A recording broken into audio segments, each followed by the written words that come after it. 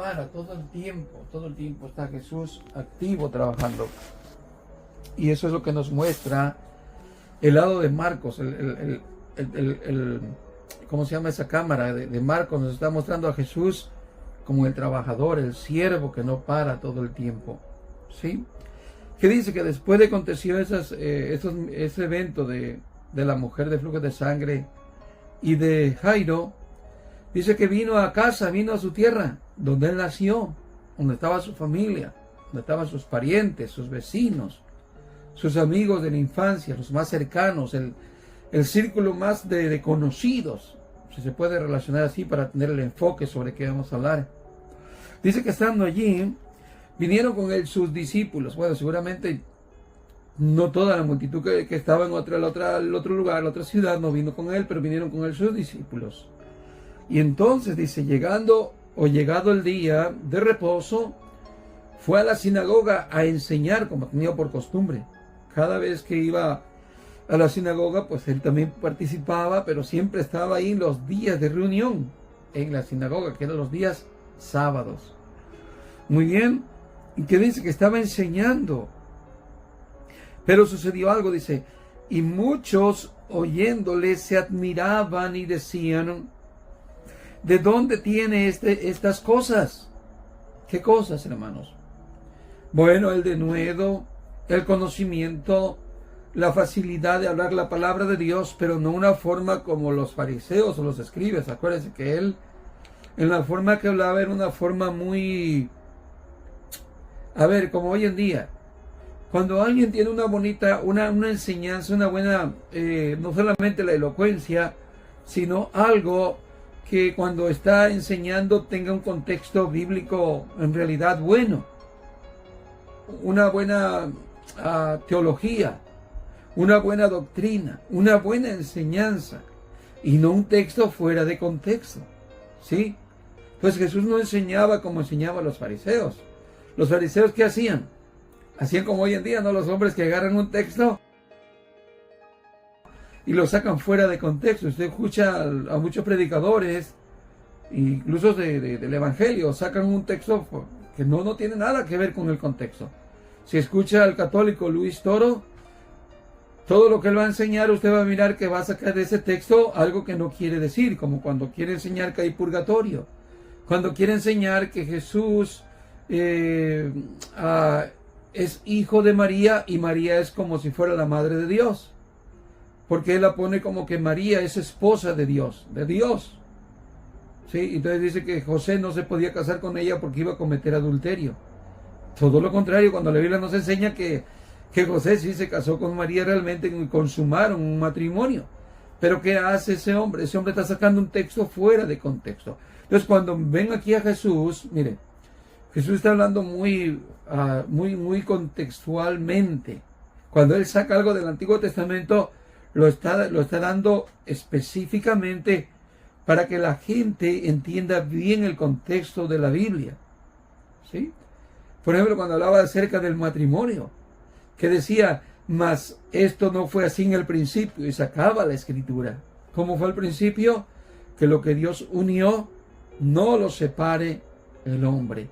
Entonces cada vez que vemos a Jesús, él tiene una forma de hablar muy perfecta de las escrituras, ¿sí?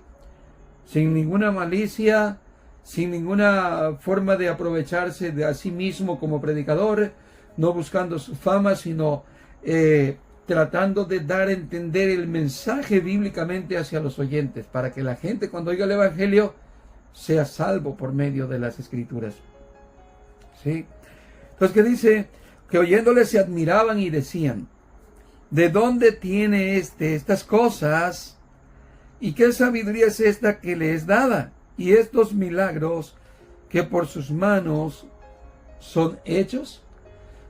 Aparte de que Jesús hablaba la palabra con denuedo, con una teología perfecta. Teología tiene que ver eso, el texto con el contexto. Todo bien trazado. Pero aparte de eso había evidencias, había milagros físicos. Imagínense un hombre que se levanta, que no es del común, no es como los demás, sino con esa autoridad como enseña de la palabra, aparte por su testimonio, un testimonio intachable. ¿sí? Pero, aparte de eso, con milagros físicamente. Entonces, imagínense, estar viendo todo, escuchando eso y viendo eso, es lógico que llegaron a sorprenderse muchos. El problema es que muchos que se sorprendían, no se sorprendían para una admiración buena, sino que se sorprendían como para juzgarlo de alguna manera, porque miraban que Jesús iban a ver su reputación, si era rico, si era pobre, si era estudiado de alguna escuela, la de Gilel o de la iglesia del otro rabino a la que perteneció Pablo. Pero Jesús no viene de esas escuelas. Es como si fuera hoy en día de las denominaciones conocidas del mundo, las más grandes, las más reconocidas e importantes terrenalmente, y mucha gente se enfoca en eso. Tal predicador, tal evangelista, tal pastor viene de tal denominación, y esa denominación es de las más importantes del mundo, de la tierra. ¿Cuánta gente yo no he oído que se apoya en eso y mencionan, no, la iglesia, el ministerio Elim, no, el ministerio fulano de tal, no, el ministerio pentecostal, no, el ministerio, no. Y si perteneces a eso ya tienes como una sobrefama, una sobrereputación, que ya con eso ya te aprueban. Mientras que si tú no tienes ninguna reputación de eso, te preguntan, ¿y tú de qué iglesia eres? ¿Y a qué ministerio perteneces? No, nosotros somos nadie, somos los abandonados. No tenemos ninguna denominación ni dependemos de nada. Ustedes no son nada. Ustedes no son hermanos, no son creyentes, no son hijos de Dios, y por esa razón ya te juzgan y te condenan. Porque la gente busca eso. Busca ver que tengas una buena reputación de algo, ¿sí? Que vemos aquí, mire cómo lo tratan de aparentemente admirar, pero no es por el buen sentido, sino porque quieren ver de dónde viene de cuál escuela ha salido, quiénes fueron sus tutores, quiénes fueron sus maestros, quién le ha enseñado eso a este, ni siquiera le dan un buen título a sino a como un cualquiera, ¿no? Muy bien, ahora verso 3, aquí vamos a ver el menosprecio. ¿No es el carpintero? Seguramente si Jesús hubiera sido un hijo de un rey, hubiera sido alguien que la hubiera llevado bien económicamente, hubiera tenido influencia en esa sociedad, no hubieran dicho eso entonces. Ya por esa reputación de dinero, hubieran dicho, no, este no es un cualquiera, seguramente sí es nuestro Mesías. Porque nuestro Mesías va a ser como un príncipe, va a tener mucho poder, va a tener capacidad para derrotar a los romanos, él va a ser un millonario. Y si Jesús hubiera sido un millonario, por ahí como que más o menos lo hubieran querido como aceptar. Pero resulta que no. Jesús no está entre los ricos, Jesús es entre una sociedad media para abajo. ¿Y qué pasa? Era un carpintero, y por esa razón dice, bueno, pero este hombre es un campesino, es un carpintero. Y ve al menosprecio. Dice, no es el carpintero. 2, hijo de María. ¿Cómo? Ese es el hijo de María, la que salió embarazada, dice del Espíritu Santo, a saber de qué hombre quedó embarazada. ¿Es ese hombre? Ve al menosprecio que están mostrándole ya al Señor Jesús. No era en realidad que habían impresionado por una buena teología bíblica, sino que están juzgando por las apariencias. ¿Y cuántas veces Jesús dijo, no juzguéis por las apariencias, sino juzgad con justo juicio? ¿Sí? Vuelvo a repetir, ¿cuánta gente hoy dice, tú dime de qué denominación eres? Y por eso ya te califican y se dice, no, si tú no perteneces a una buena denominación, como está el Guillermo Maldonado, ese te ofrece protección, te ofrece cobertura, con tal de que tú les mandes los diezmos. Más bien para eso son las organizaciones, para sacar dinero, para presumir que tienen un poder, para presumir que tienen una influencia.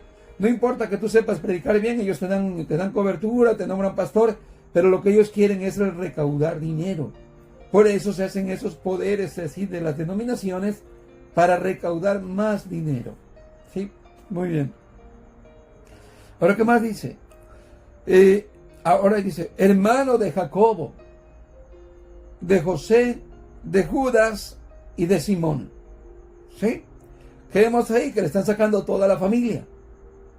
La familia que no es rica, la familia que no tiene un gran ahora sí que un gran patrimonio, no son gente de renombre, son gente humilde, y le están sacando en cara todo eso que Jesús viene de ahí. Están también aquí con nosotros sus hermanas y se escandalizaban de él. ¿Qué era lo que hacían? ¿Estaban recibiéndolo como el Mesías? No, estaban despreciándolo. Por eso Jesús dijo, ay de aquel que se escandalizare de mí. Ay de aquel que no me reciba, porque va a mirar estas cosas con una forma, con un sentido equivocado. Porque no están mirándolo en la forma como él habla. ¿Qué es lo que dice? ¿Qué es lo que enseña? Sino que lo juzga por las apariencias. Entonces dijo Jesús muchas veces, ay de aquel que se escandalizare de mí. ¿Qué hacían estos hombres? Se escandalizaban de él. Lo menospreciaron y dijeron, no, este no es. Verso 4. Mas Jesús le decía, no hay profeta sin honra sino en su propia tierra y entre sus parientes y en su casa. Y no pudo hacer allí ningún milagro, salvo que sanó a unos pocos enfermos, poniendo sobre ellos las manos y estando asombrado de la incredulidad de ellos, recorría las aldeas de alrededor enseñando. ¿Qué vemos? Esto es muy palpable. Miren, hermanos, si a Jesús le pasó a esto, que era el maestro, que era el Mesías, y su propia familia, los propios parientes más cercanos, los conocidos de su pueblo no creyeron en él, ¿qué cree que le va a pasar a usted con su familia? A veces el mismo incrédulo es el esposo. Es borracho, es mujeriego, es flojo, es mentiroso, es ladrón. Digo, porque muchas veces venimos de antes de Cristo y ya tuvimos esa pareja así, nos unimos así, ¿cierto? Ahora usted se convierte, ¿y qué cree que sucede cuando usted se convierte al Evangelio? Que él no le escucha, él no le presta atención, usted le puede dar buen testimonio, le puede predicar la palabra de Dios de una forma sana, pero él no le cree absolutamente nada, porque dice, no, ¿quién es esta? Esta que yo la conozco. Y más si usted tenía un pasado por ahí un poco tachado. De Jesús no había tacha, lógicamente, ¿no? No había ninguna tacha para decir, no, Jesús había sido esto, había sido lo otro, por eso la gente no creía en él. Bueno, nosotros hasta podría calificar un poco de que, bueno, ¿cómo van a creer nosotros y pues todo lo que hemos sido, ¿no? Sin embargo, fíjese que aún así, cuando hemos sido antes de Cristo lo que fuimos, por eso precisamente Jesús dice que no hay profeta sin honra sino en su propia casa, porque después que uno se convierte al Evangelio, hay un cambio de vida, ¿cierto?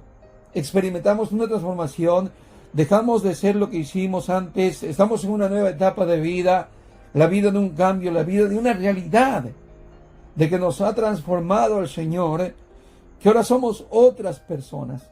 Empezamos a practicar la justicia, a practicar lo que es algo sano, algo saludable.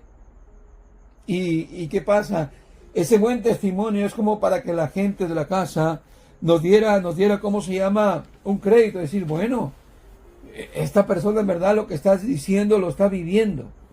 Porque antes era así, yo lo conocí así, pero hoy es diferente, hoy está actuando muy diferente. Digo, si eso sirviera de algo. Por eso a veces, hermanos, los testimonios no sirven de nada. Mucho menos estarlo predicando en el púlpito, oh, que yo esto y lo otro, que sabe cuándo, y que Dios conmigo, quién sabe qué, que yo esto. No. Sí es bueno tener tu experiencia con Dios, pero el estar predicando testimonios, eso no salva a nadie. Si eso fuera, sucedería en las casas, en los hogares. Cuando se convierte el esposo que era borracho, que se quedaba vomitado, tirado en la calle, y de repente un día cambió, y la esposa mira el cambio, diría, wow, yo me convierto a Dios, porque mi esposo que era un borracho, ahora ha cambiado grandemente.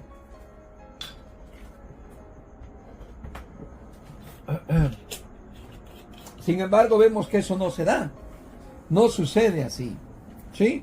Porque no es bíblico. Bíblicamente el hombre se convierte por el oír la palabra de Dios, cuando el Espíritu de Dios viene y te redarguye el pecado. Y es ahí cuando el hombre reacciona, vuelve en sí, como el hijo pródigo, pide perdón a Dios, se arrepiente y se convierte a Dios, al Evangelio. Sí, entonces, ¿qué vemos ahí? Jesús dijo, no hay profeta sin honra, sino en su propia casa y entre los suyos, sus propios parientes, sus propios hijos. ¿Cuántas veces los padres no batallan con los hijos? Los padres son creyentes y los hijos van arrastrados a la iglesia, ¿cierto? Porque todavía no hay convicción en ellos, porque todavía no han decidido por ellos mismos, por su propia decisión, dejar el mundo, convertirse al Señor. O a veces viceversa, a veces pasa que los hijos son los que se convierten al Evangelio y los padres son estorbo a los hijos, los padres son los enemigos, porque los hijos a veces se han convertido al Señor y los padres son los incrédulos. Bueno, pero así es como funciona esto. Y dice que Jesús por esa razón se asombró. Jesús está asombrado de ellos, de tanta incredulidad entre su misma casa. Que nos damos cuenta a veces nosotros lo mismo. Wow. Uno por más que anhela dice, Señor, mi familia. Otros se convierten mejor por allá, otros desconocidos. Pero en tu familia, no, o sea, parece que más duro se les hizo el corazón, ¿no? Más incrédulos. Igual Jesús ahí experimentó lo mismo y por esa razón dice que no hizo ahí muchos milagros. No hizo muchas liberaciones, sino que alguna excepción que salvo que sanó a unos pocos enfermos poniendo sobre ellos las manos. Muy bien. ¿Qué significa eso, hermanos? ¿Que tenemos que abandonarlos? ¿Dejarlos a su suerte? No, realmente no. Tenemos que seguir dando un buen testimonio a nuestra familia, orar al Señor por ellos, pero no ponernos ahí al tú por tú y estar en esa contendencia. ¿Por qué? Porque de alguna manera ellos todavía están en un estado de incredulidad. Y no van a creer porque tú le estés predicando ahí tan continuamente y pensando que por esa razón se van a convertir. Sin embargo, hay que seguir orando por ellos, y no digo que no, de vez en cuando seguirles hablando del Señor. Muy bien, verso 7. Después llamó a los 12 y comenzó a enviarlos de dos en dos y les dio autoridad sobre los espíritus inmundos. Que vemos aquí que aquí ya dice que ya tenía sus discípulos y los llamó y los comenzó a enviar de dos en dos y les dio autoridad sobre los espíritus inmundos. Quiero que note esto, les dio autoridad. Esta autoridad no es para nosotros como hoy en día se presume. Se presume de que nosotros tenemos poder.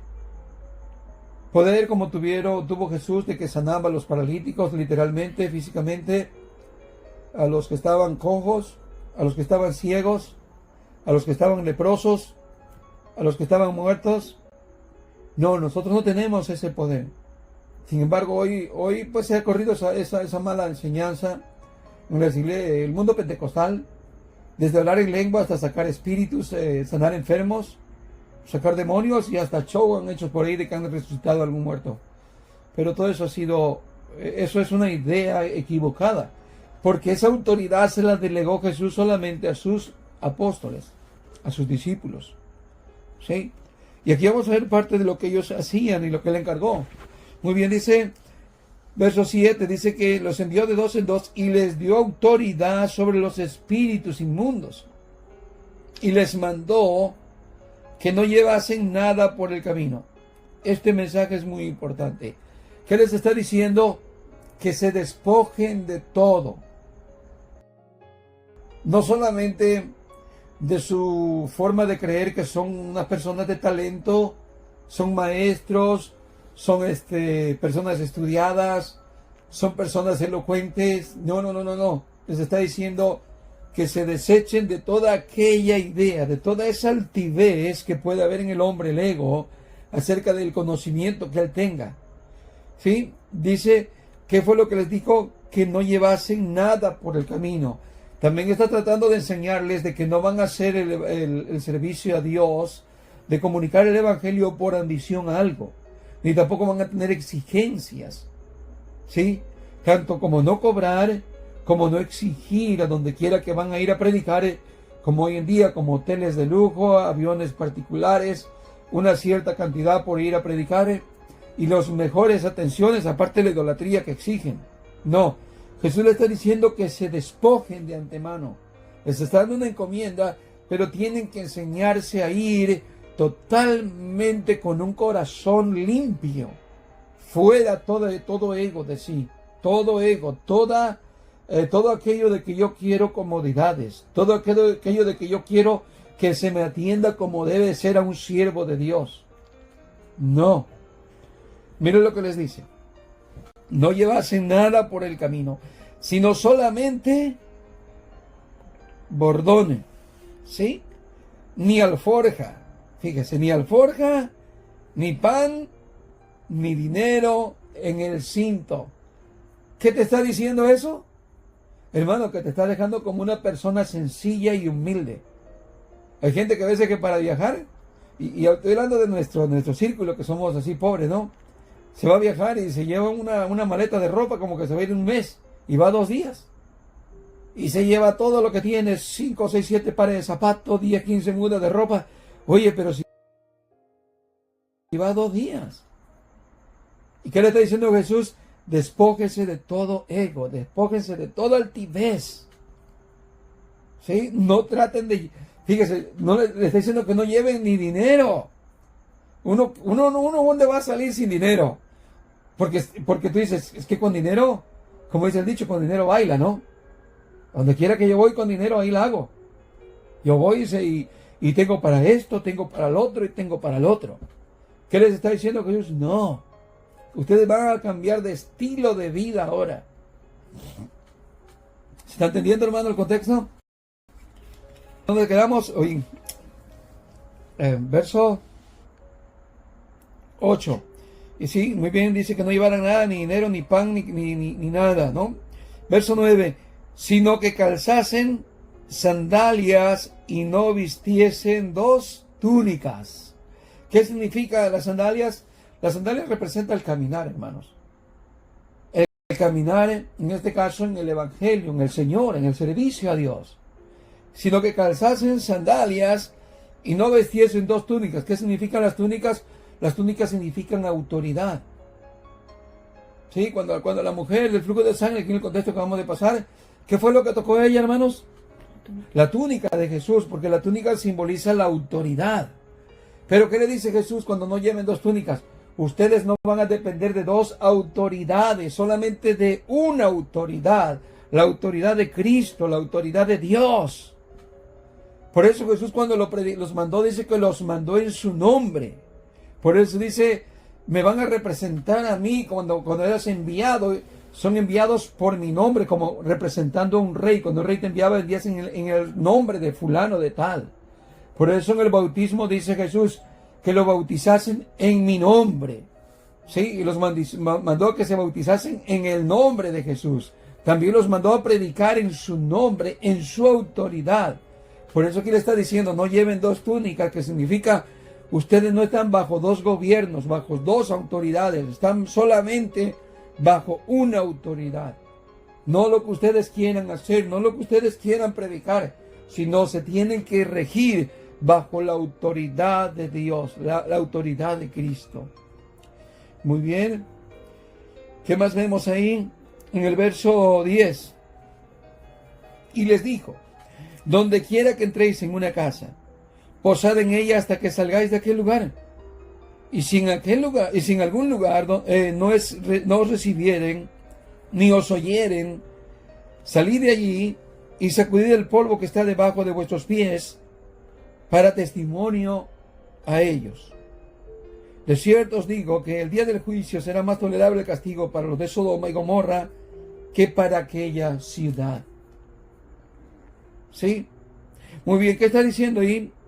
Bueno, le están cargando que cuando vayan a algún lugar a predicar y entren en alguna casa, tienen que quedarse ahí como un lugar, una forma de no andar buscando como también comodidades. ¿Se entiende? Aparte de eso, va a haber gente que te va a recibir porque de alguna manera son aquellos que ya tienen el corazón abierto para recibir la palabra de Dios. ¿Sí? Por eso Jesús le decía en otra escritura, cuando entréis a una casa, decid paz a vosotros. Y si la paz que ustedes llevan se quedare ahí, reposaren ahí en algún hijo de paz que haya en esa casa, vuestra paz se quedará ahí. Pero si no, salid de esa casa y sacudir los polvos de los pies otra vuelta, el polvo de los pies. Y la paz no se va a quedar ahí. ¿Por qué? Porque son gente que no van a recibir la palabra. Pero Jesús está diciendo, cuando van a una casa, si es de parte de que ellos tienen abierto el corazón, van a recibir la palabra de Dios. Por lo tanto, no te van a estar echando de ahí. Te vas a quedar ahí y te van a dar tu comida, te van a dar tu hospedaje, te van a dar para tus necesidades. ¿Cierto? Lo que dijo en otra parte el apóstol Pablo, el obrero es digno de su salario. O sea, su alimento, su comida, ¿no? ¿Entiende? Muy bien. Así es que dice que si lo recibieren, si en otro lugar no os recibieren, salid de ahí y sacudid el polvo debajo de tus pies para testimonio de ellos. De cierto os digo que si el día del juicio será más tolerable del castigo para lo de Sodoma y Gomorra que para aquella ciudad. Imagínense hoy en día que se predica este evangelio hoy, desde Jesús para acá. Bueno, uno se admira tal vez, en esta etapa de la vida, uno se admira cómo Sodoma y Gomorra fue destruida por fuego de parte de Dios, los quemó. Los destruyó ¿con qué, hermanos? Con fuego y azufre, dice la Escritura. Cayó del cielo, se incendió la ciudad y quedó en puras ruinas hasta el día de hoy. Y tú puedes ponerte a pensar el grado de pecado que fue en ese tiempo que vemos la historia. Los hombres no quisieron ya a las mujeres, a las jóvenes, a las muchachas, a las hijas de Lot, para saciar sus deseos perversos. Vemos ahí cómo la Escritura nos narra la maldad a tal grado que en contexto dice Dios que cuando vino y habló con Abraham, dijo que la maldad de Sodoma había llegado hasta sus oídos, hasta allá arriba, hasta el cielo. ¿Sí? Era tantísimo el mal que Dios nos ha mostrado un ejemplo de lo que será el fin de la era, el fin de los tiempos, el día de la venida del Señor, cuando la paciencia de Dios se acabe, cuando la paciencia de Dios se agote. En estos días he estado meditando en eso, de que muchas veces estamos confiados, hermanos, como que no, en verdad no sabemos cuándo va a venir el Señor, pero no nos ponemos a pensar cómo estará la paciencia del Señor ahorita en este tiempo. ¿A qué grado, a qué nivel estará ya la paciencia del Señor? Que de repente el Señor llegue al límite de su paciencia. Eso pasó en Sodoma. Eso pasó en el tiempo del diluvio. Llegó a su límite la paciencia de Dios. ¿Sí? Bueno, volviendo al tema. ¿Qué les está diciendo Jesús? Que a los de esta generación, tanto con los que estamos hoy en día como los que han estado después de Cristo para acá, al no recibir la palabra de Dios, cuando alguien la predica y no la reciben y hasta se mueren así, dice que será más tolerable en el día del juicio para ellos a los de Sodoma y a los de Gomorra. ¿Por qué? Porque los de Sodoma no vieron lo que nosotros hemos visto. Porque los de Sodoma no oyeron lo que nosotros hemos escuchado. ¿Sí? Ellos no tuvieron este evangelio.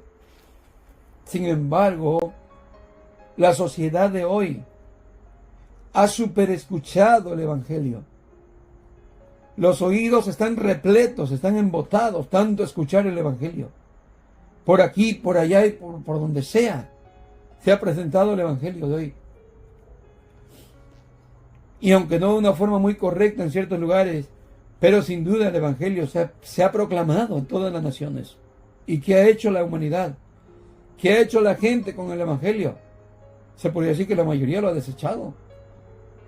No le ha tomado en cuenta Dios. Muy bien. Verso 12.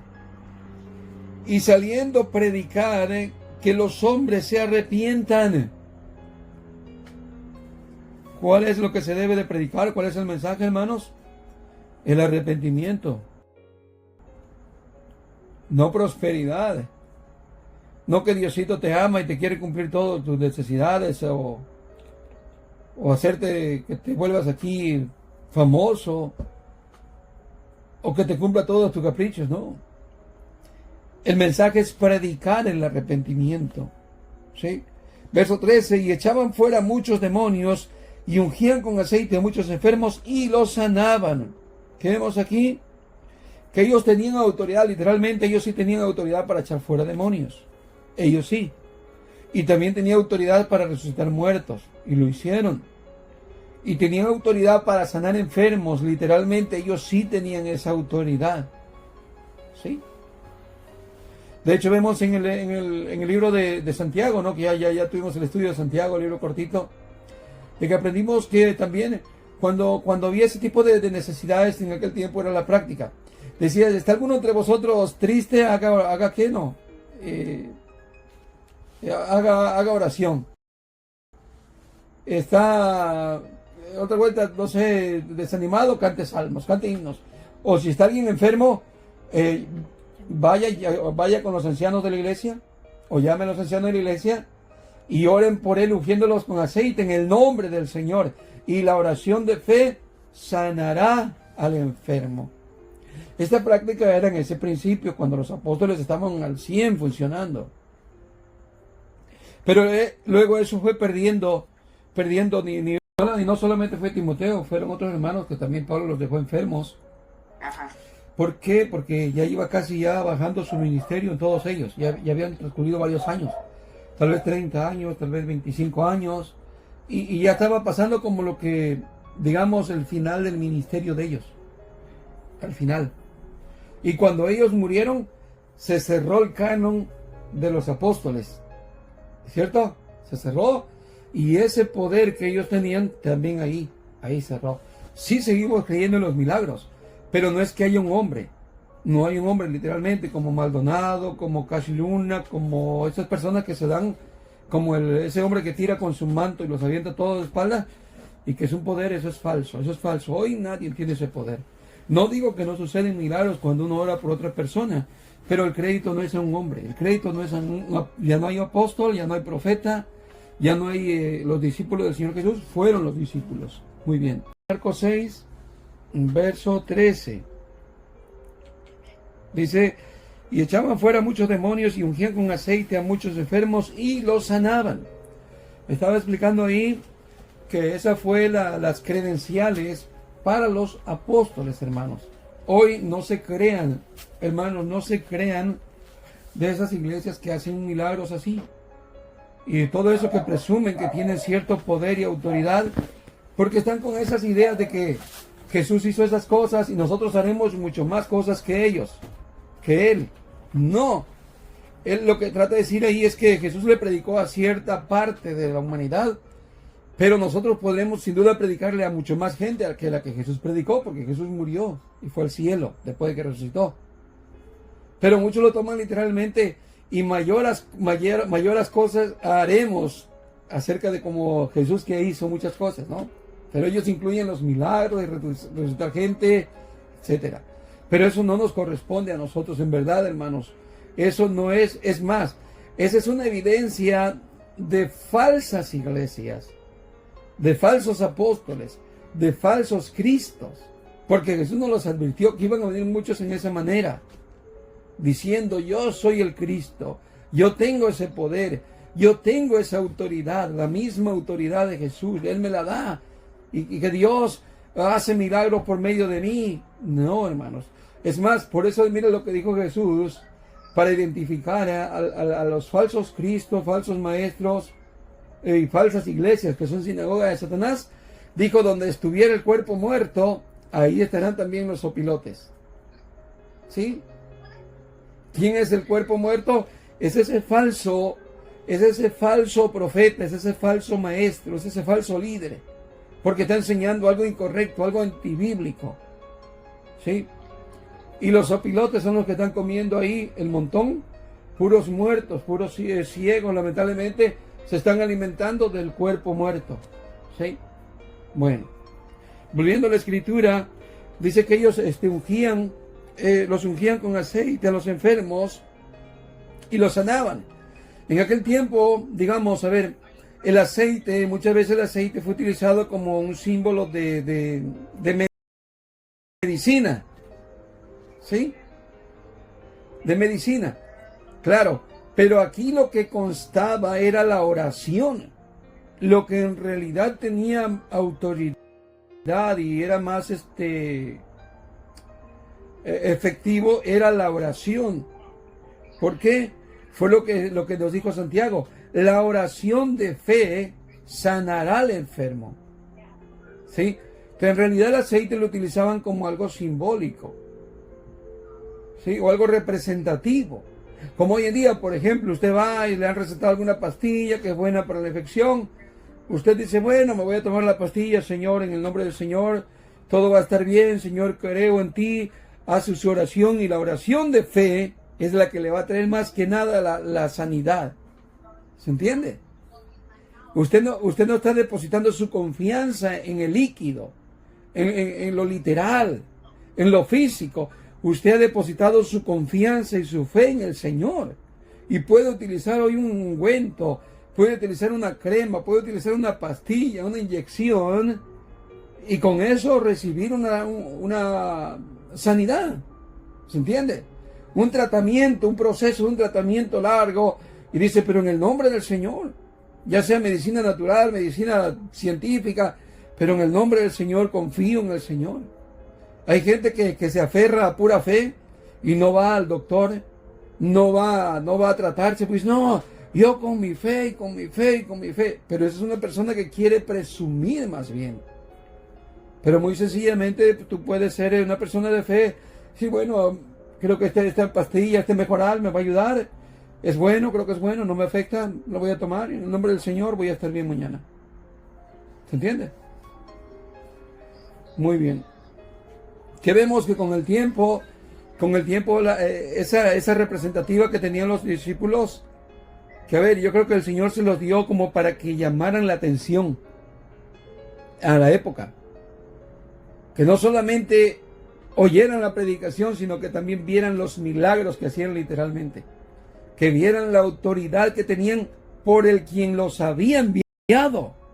No venían de parte del César, no venían de parte de Anás, de Caifás, venían de parte de Jesús.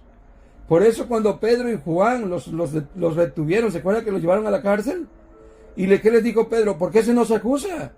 ¿Qué mal hemos hecho? Que en el nombre de Jesús, un hombre que tuvo fe para ser sano fue sanado y estaba antes paralítico y ahora anda, o estuvo ciego y anda ahí viendo. ¿De qué se nos acusa? ¿De que somos culpables? Pero sí estaban representando la autoridad de quien los había enviado. ¿Se entiende? Entonces fue muy importante en su época, en los inicios. Hoy no lo necesitamos ya. Porque hoy el Evangelio simplemente es por el oír.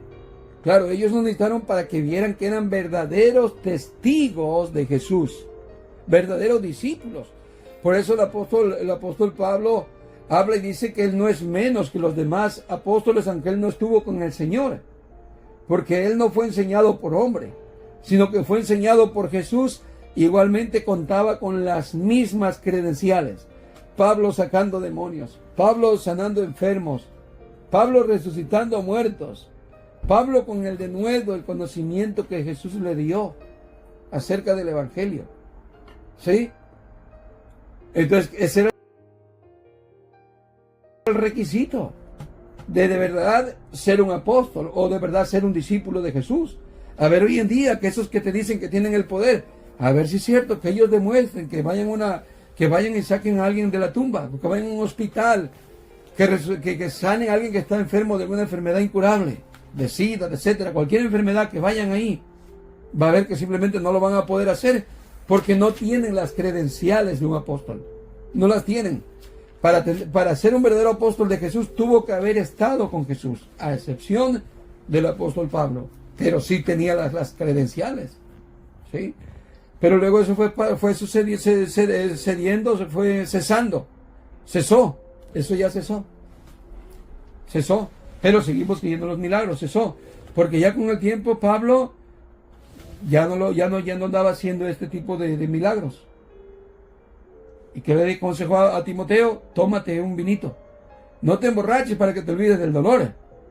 Hay quienes hoy en día se quieren emborrachar para olvidarse del dolor y de las penas. No, solamente tómate una copita de vino para que alivies tu dolor, para que alivies tu malestar.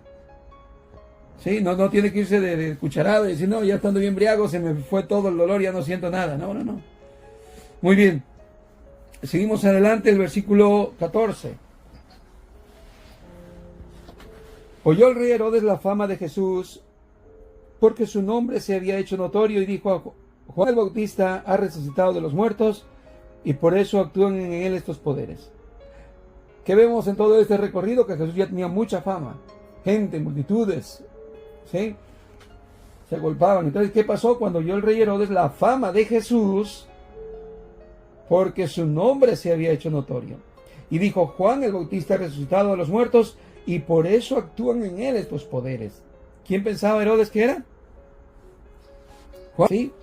¿Qué dice el verso 15? Otros decían: es Elías. Y otros decían: es un profeta o alguno de los profetas. Al oír esto, Herodes dijo: este es Juan, el que yo decapité, que ha resucitado de los muertos. Porque el mismo Herodes había enviado y prendido a Juan, y le había encadenado en la cárcel por causa de Herodías, mujer de Felipe su hermano, pues la había tomado por mujer. ¿Sí? ¿Qué vemos ahí? Que el rey Herodes, él creía que Jesús, el que andaba predicando y haciendo milagros, todo lo que hacía, y el montón de gente que le seguía, él estaba convencido de que era Juan el Bautista que había resucitado. Fíjese, a qué grado tenía la expectativa que tenía el rey acerca de la persona de Juan. Qué increíble, ¿no? Cómo pensaba que hasta había resucitado. Pero ¿qué hacía el rey Herodes? Este rey Herodes dice que vivía con la mujer de Felipe su hermano, o sea que estaba cometiendo incesto. ¿Sí? Incesto es que no te puedes casar con una pariente, con una familia. Totalmente en la Biblia está escrito ahí que no tienes que emparentar con familia cercana. Mientras que él había tomado por mujer a su cuñada, se puede decir, la mujer de su hermano. Sí, terrible, ¿no? Entonces, ¿qué estaba haciendo? Estaba viviendo en pecado, cometiendo incesto. Y él había apresado a Juan y lo había metido en la cárcel. Verso 18. Porque Juan decía a Herodes: no te es lícito tener la mujer de tu hermano. ¿Qué vemos ahí? A un predicador con autoridad. Fíjese, los predicadores hoy en día van y le palmean a los reyes. Otro día vi un video de unos evangélicos que estaban ahí palmeándole a este hombre, al presidente de Venezuela. Y le dicen: tú tienes un corazón para guiar al pueblo, para gobernar al pueblo, porque Dios te ha dado un corazón tierno, amable. Y lo están ensalzando, lo están elogiando, y le ponen un traje, un manto ahí como que de príncipe, se le postran, se le arrodillan y lo elogian. Pero mire, un verdadero predicador y que no le tiene temor al hombre, que ama a Dios, que ama la palabra de Dios, que verdaderamente es enviado por Dios. Juan el Bautista, que no solamente le predicó así al rey Herodes, sino que a la gente también así le predicaba. Generación de víboras, les decía. ¿Cierto? Él no les estaba cayendo bien. Él no trataba de endulzarles la palabra para que el oído estuviera contento y bravo. Te queremos mucho, Juanito. No. Y por esa razón, porque él le predicaba diciéndole: no te es lícito. Era el rey. No era cualquier personaje, pero le decía lo mismo al rey como a los demás. O a los demás como al rey. Y por esta razón lo encarceló. Muy bien. ¿Qué vemos ahí? Dice el verso 19. Pero Herodías le acechaba y deseaba matarle, y no podía. Aquí vemos una característica de Jezabel, que manipula al esposo, y que también anhela su enfoque de esta mujer, ¿cómo se llama? Herodías. Ajá. Ella también tiene la misma expectativa que tenía Jezabel, de matar la palabra de Dios. ¿Qué era lo que quería hacer Jezabel? Mocharle la cabeza a Elías. ¿Por qué? Porque Elías representaba a Dios, representaba la palabra de Dios, la autoridad de Dios en aquel tiempo. ¿Y qué le dijo Jezabel en una amenaza? De aquí a mañana, dice, te lo juro que tu cabeza estará así como hiciste con los profetas míos. Y si no, ¿cómo dijo? Que me condenen los dioses, no sé qué fue su condena que él decía. Ella dijo, pero le dijo una amenaza que ella le iba a mochar la cabeza. Igual esta mujer, Herodías, es otra Jezabel, para que vayan entendiendo qué significa una Jezabel, que manipula al esposo. ¿Sí? Que manipula. Y que también está en contra de la palabra de Dios, que quiere desaparecer la palabra de Dios. Porque tiene su religión. Porque tiene su mundo pecaminoso, tiene su idolatría, tiene lo suyo. Muy bien. Verso dice que no podía, ella no podía, les echaba pero no podía. Intentaba pero no podía. Verso 20. Porque Herodes temía a Juan. ¿Qué era lo que te sentía Herodes? Le tenía temor. Le tenía hasta cierto punto reverencia y respeto. ¿Sí? No le temía porque fuera aquí así una persona que se le va a revelar. Le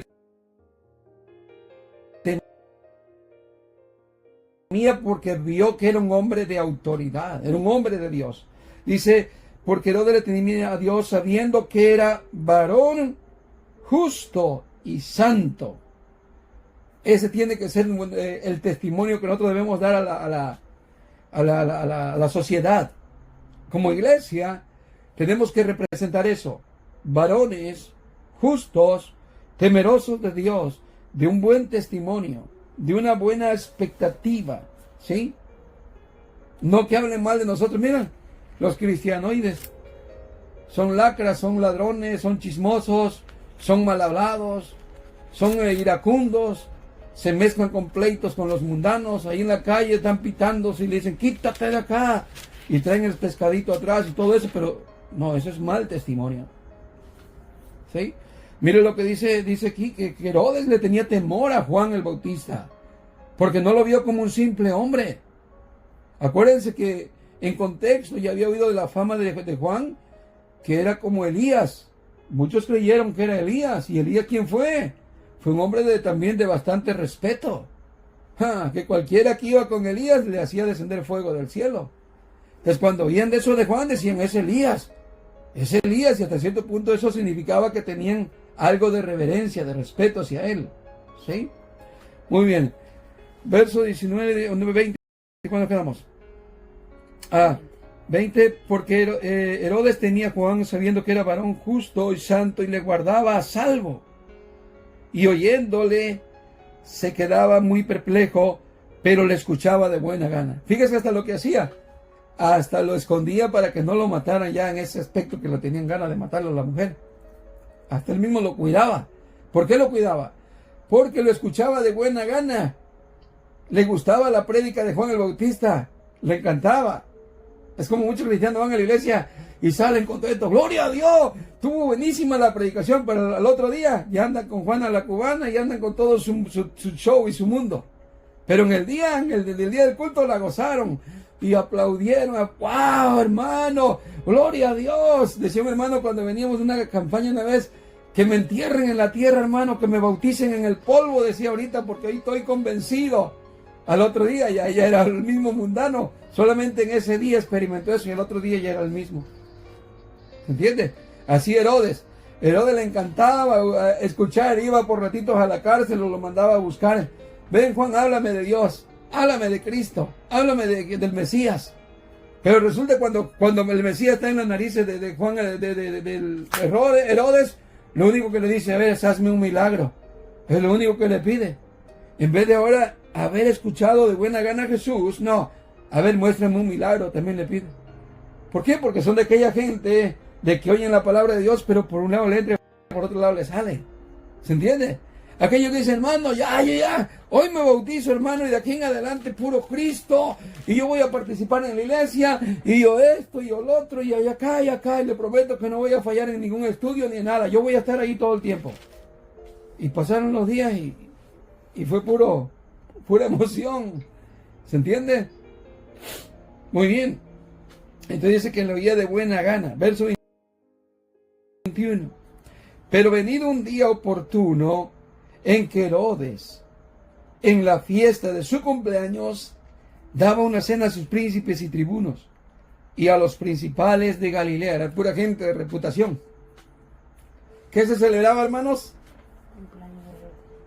Su cumpleaños. Ayer le decimos, no se deben de celebrar cumpleaños, hermano, porque es una maldición celebrar cumpleaños.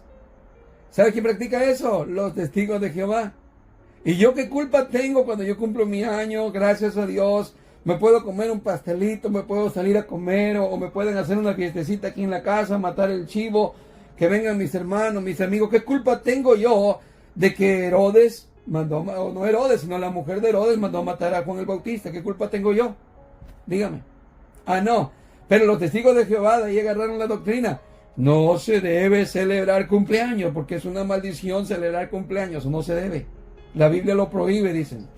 Como dicen también, la Biblia prohíbe la transfusión de sangre porque dieron un mandamiento que nomás no se deben de comer la sangre del animal. ¿Quién dice que la Biblia prohíbe la transfusión de sangre? ¿O quién dice que la Biblia prohíbe celebrar nuestro cumpleaños? ¿Qué culpa tiene su niño que está emocionado con una piñata, con un regalo el día del cumpleaños y simplemente no recibe nada porque el papá dice, se prohíbe? Es falso, hermanos. Nada tiene que ver. ¿O acaso usted va a matar ese día a Juan el Bautista cuando van a celebrar su cumpleaños? ¿Verdad que no?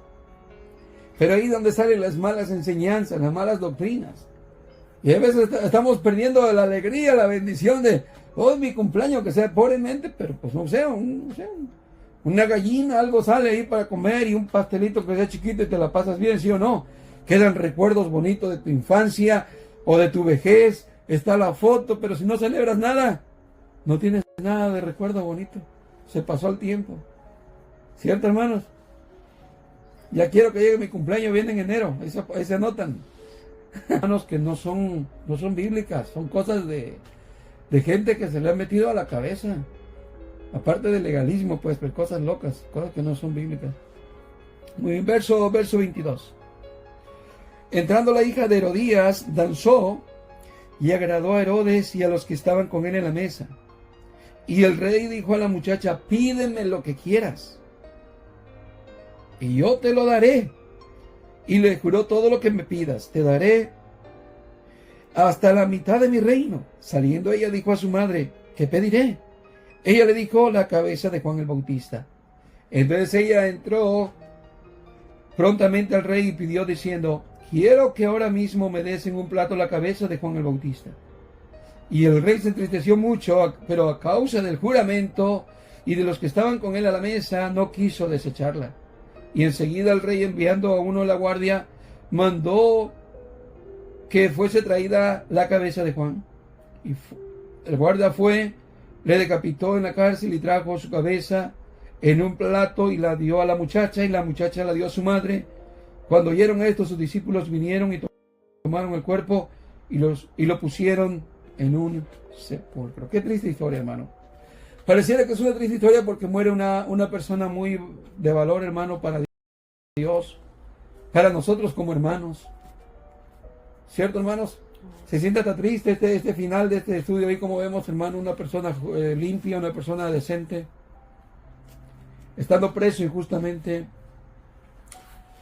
Pero no fue el único. ¿Cuántos no fueron al Coliseo romano? ¿Cuántos no fueron torturados? Pero mire cómo terminan los verdaderos siervos de Dios. ¿Ve? Sin riquezas, pobres, pasando hambres, pasando azotes, pasando soledades, sin la familia, dejando todo. Y después de servir al Señor, con verdadero servicio, hermano. Muy lejos de lo que nosotros hacemos, hermano, en verdad. Pero mire cómo terminaron sus vidas. Da un poco de tristeza, ¿no? Como diciendo, Señor, ¿acaso Satanás está reinando? ¿Cómo es que un hijo de Dios puede terminar así? Y cuando nosotros a veces no soportamos alguna pena y decimos, Señor, yo soy tu hijo, ¿por qué estoy pasando esto? Que para nosotros, hermano, es tan pequeño en comparación a lo que ellos pasaron. Pero imagínense, si viéramos que ese es en verdad un verdadero evangelio vivido, tenemos que aprender que así nos van a suceder cosas a nosotros por servir en verdad a Dios. Pero también, ¿qué hay después de eso? Ahí no termina todo. Ahí empieza la verdadera vida eterna, el descanso eterno. La promesa de Dios que ha sido dada. Ellos recibieron la promesa. Maravillosamente. La tienen. No hay nadie que le va a quitar la verdadera salvación, la verdadera paz. Terminamos hasta ahí, hermanos. Vamos a llegar hasta ahí. ¿Qué vemos? Dice que entró la hija en el cumpleaños de Herodes, el festejo. Entra danzando. Esta danza era una danza sensual. La joven probablemente estaba atractiva, estaba bonita y le baila un baile sensual. A lo cual Herodes queda como un viejito rabo verde y así alterado y abre la bocota diciendo: pídeme lo que quiera, porque quedó muy satisfecho de su danza. ¿Sí? Quedó atraído por la chica. Y le dice: pídeme lo que quieras, que te prometo que te daré hasta la mitad de mi reino. Imagínense lo que ofrece, la cantidad. Por el placer, por lo que él sentía atractivamente. Por los placeres. ¿Qué sucede? Como que se arrepintió después cuando vino la muchacha. Nuevamente fue a consultar a la Jezabel, a la mente de Jezabel. ¿Qué fue lo que pidió Jezabel? Lo que estaba intentando por muchos días, por mucho tiempo, querer matar la palabra de Dios. Decapitar a Juan el Bautista. ¿Sí? Que viene la muchacha y lo pide, y cuando lo oye el rey Herodes, verso 26, dice: y el rey se entristeció mucho por causa del juramento. Fíjese. Claro, él estaba delante de una gran reputación, no podía echarse para atrás, podía haberse echado para atrás, pero quedaba como en vergüenza, como que no era en verdad una persona de palabra. ¿Qué sucedió? Accedió, le cortaron la cabeza a Juan, se lo entregan a su madre y terminó así con la vida de Juan el Bautista. ¿Sí? Quedemos ahí. Bueno, aparentemente parece a veces una pérdida, pero no es una pérdida. Y voy a explicar más un poquito acerca de que quién, como decía en el verso 15, otros decían es Elías, y otros decían un profeta, o algunos de los profetas. Y voy a explicar quién era verdaderamente Juan, el Elías, pero ya lo dejamos pendiente. Y todos ustedes saben quién era el verdadero Elías. Ese era Juan el Bautista, el Elías que había de venir, mientras que cuando vino, los judíos andaban en su rock and roll, andaban en su baile, en sus fiestas, y jamás se dieron cuenta que él era el Elías que había de venir.